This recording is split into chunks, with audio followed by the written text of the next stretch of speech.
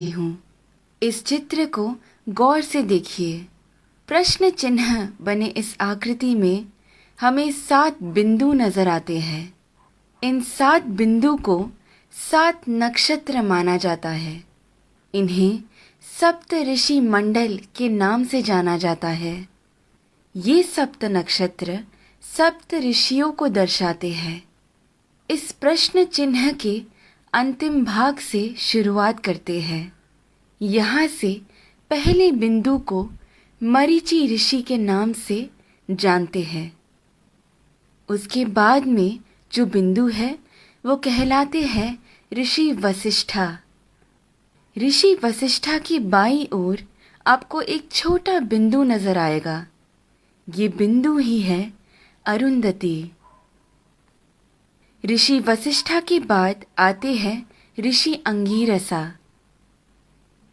फिर आते हैं ऋषि अत्रि। फिर दाईं ओर की तरफ मुड़ते हुए जो बिंदु आता है वो है ऋषि पुलस्त्य। उसके बाद आते हैं ऋषि पुलह और फिर ऋषि क्रतु। ऋषि पुलह और क्रतु के अंतर को 5 गुना मिलाकर नीचे की तरफ आएंगे तो वहां बसे हैं ध्रुव नक्षत्र। सदा उत्तर में रहने की वजह से उसे ध्रुव नक्षत्र कहा जाता है। इंग्लिश में हम इसे नॉर्थ स्टार के नाम से जानते हैं।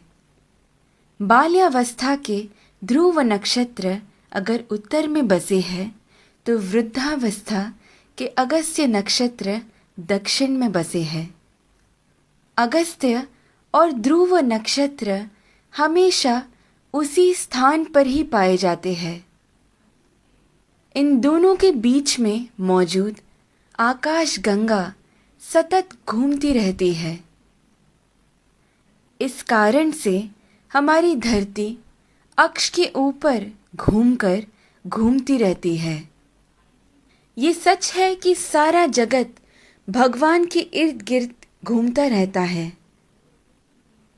लेकिन वो हमें कभी नजर नहीं आ सकता। भूमि के अनेक कालों में से उसे 4 काल में छांटते हैं। ऊपर नजर आ रहा पीठ के बल सोया हुआ प्रश्न चिन्ह के आकार में बना हुआ सप्त ऋषि मंडल हमें वसंत ऋतु में ठीक ऐसे ही नजर आता है। आगे बढ़ते हुए शिशिर ऋतु यानी ठंड के मौसम में हमें सप्त ऋषि मंडल ऐसे नजर आता है। फिर शरद ऋतु में जब सारे पत्ते झड़ने लगते हैं तब सप्त ऋषि मंडल हमें ऐसे पीठ के बल सोया हुआ प्रश्न चिन्ह के आकार में नजर आता है। और फिर ग्रीष्म ऋतु यानी गर्मी के मौसम में हमें सप्त ऋषि मंडल ऐसे शीर्षासन कर रहे प्रश्न चिन्ह के आकृति में नजर आता है।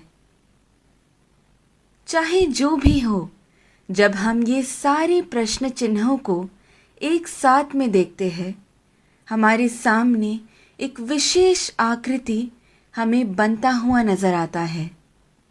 वही कहलाता है हमारा स्वस्तिक। स्वस्थ का मतलब है आरोग्यवान। स्वस्तिक का महत्व मेरे पिता मुझे हमेशा से बताते आए हैं, लेकिन हर क्षण प्रयोग में ला रहे इस स्वस्तिक का जन्म कहाँ से हुआ ये आज मेरे पिता द्वारा जाना, जो आप सभी में मैंने बांटना चाहा। ध्रुव नक्षत्र को देखते हुए हमें ये मालूम होता है कि हम पूरी जिंदगी जिस दिशा की ओर बहते जा रहे हैं वही है उत्तर दिशा।